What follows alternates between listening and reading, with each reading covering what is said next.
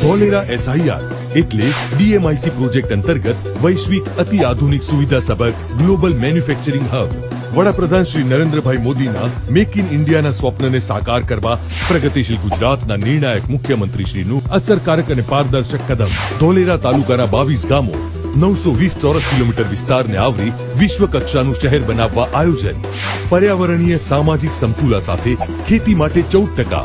32% વિસ્તાર coastal regulation ક્ષેત્ર, 11% વિસ્તાર ગ્રીન સ્પેસ તરીકે, 13% ઔદ્યોગિક હેતુ,